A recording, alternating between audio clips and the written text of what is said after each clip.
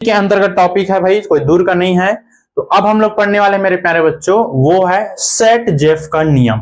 किसका नियम? तो सेट जेफ का नियम। बहुत इंपॉर्टेंट टॉपिक है ये। टॉपिक का क्या नाम बोला हमने? सेट जेफ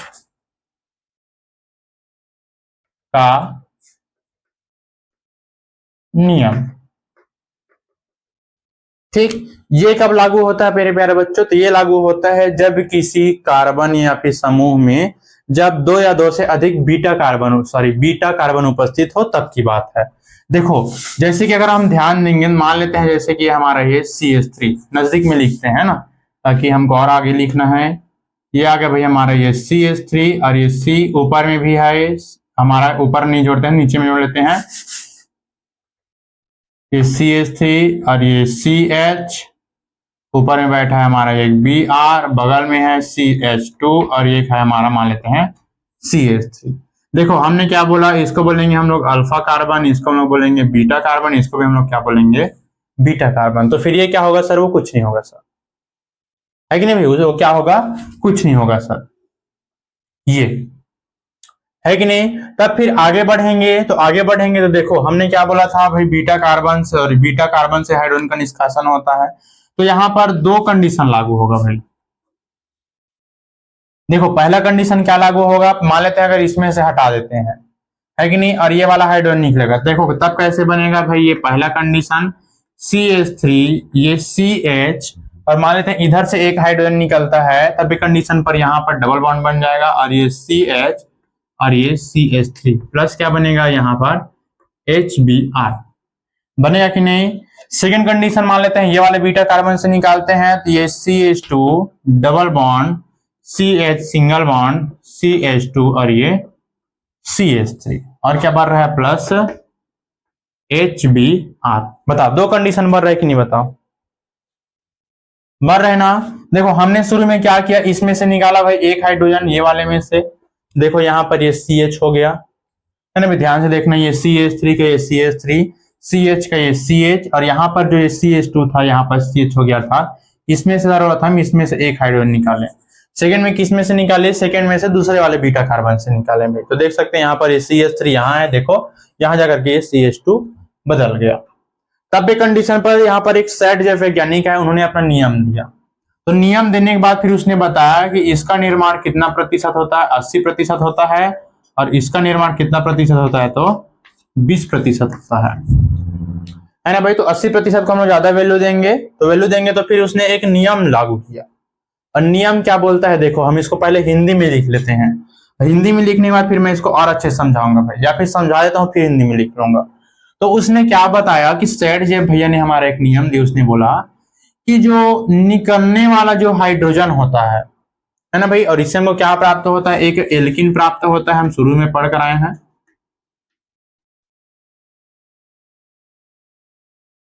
है कि नहीं? तो जो निकलने वाला जो हाइड्रोजन होता है, कौन निकलने वाला हाइड्रोजन होता है? वो उस बीटा कार्बन से निकलता है जिस पर हाइड्रोजन की संख्या कम होती है ना भाई? क्या बोला है? उस बीटा कार्बन से निकलता है जिस पर हाइड्रोजन की संख्या कम हो। देखो यहां पर भी एक बीटा कार्बन है, यहां पर भी एक बीटा कार्बन है, तो इसमें से निकला क्यों? क्योंकि यहां पर देखो हाइड्रोजन की संख्या 2 है और यहां पर हाइड्रोजन की संख्या 3 है। तो बताओ यहां पर हाइड्रोजन की संख्या किसमें कम है? तो ये वाले कार्बन पर कम है ना भाई? इसलिए देखो यहीं से निकला है, इसलिए ये कितना प्रतिशत बना है? 80% बना है। तो सेट जब भैया हमारे यही बोलते हैं कि जब दो या दो से अधिक बीटा कार्बन उपस्थित हो, जब दो या दो से अधिक बीटा कार्बन उपस्थित हो, तो निकलने वाला जो हाइड्रोजन होता है, निकलने वाला हाइड्रोजन उस बीटा कार्बन से निकलता है जिस पर हाइड्रोजन की संख्या कम हो, है ना भाई? तो इसलिए बोला गया है ये वाला हमारा राइट आंसर होगा, ये वाला हमारा रॉन्ग आंसर हो जाएगा। तब एक कंडीशन पर अगर हम लोग हिंदी लिखेंगे तो क्या बोलेंगे भाई? सेट जेफ नियम से, है ना भाई? सेट जेफ के नियम से। ठीक, क्या बोलेंगे? जब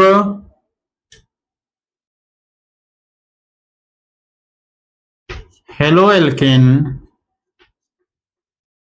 में दो या दो से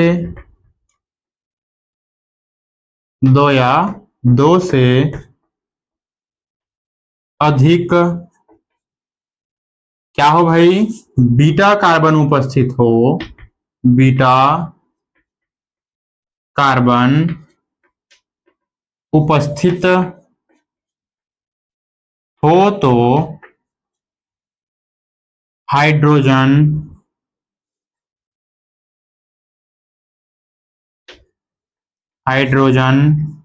का विलोपन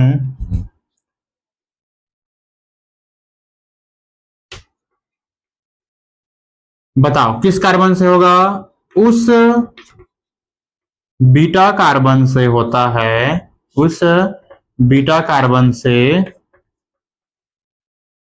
होता है जिस पर क्या हो भाई, हाइड्रोजन की संख्या, हाइड्रोजन की संख्या कैसा हो भाई, कम से कम हो। और यही हमारा क्या कहलाता है भाई, यही हमारा सेट जेफ का नियम कहलाता है। तो देखो हमने यहां पर भी यही देखा कि जो हमारा सेट जेफ के नियम के अनुसार जब दो या दो से अधिक बीटा कार्बन उपस्थित होता है तो हाइड्रोजन का निष्कासन या फिर विलोपन उस बीटा कार्बन से होता है जिस पर हाइड्रोजन की संख्या कम से कम हो। तो यहाँ पर देखो भाई, यहाँ पर 2 है, यहाँ पर 3 है, अर्थात यहाँ पर कम है, अर्थात यहीं से निकलेगा। तो मुख्य उत्पाद हमारा क्या हो जाएगा भाई, यही होता है कि नहीं भाई, ये क्या होता है हमारा मुख्य उत्पाद होता है। ये आया समझ, है कि नहीं भाई। इसको भी आप लोग लिख लो क्योंकि ये बहुत ही इंपॉर्टेंट बन रहा है इस वर्ष के लिए भी, क्योंकि कुछ नहीं, बस इंपॉर्टेंट मतलब इंपॉर्टेंट बात खत्म है, बोलते हैं 100 बात का एक बात, मतलब हाँ 100 बात का एक बात है।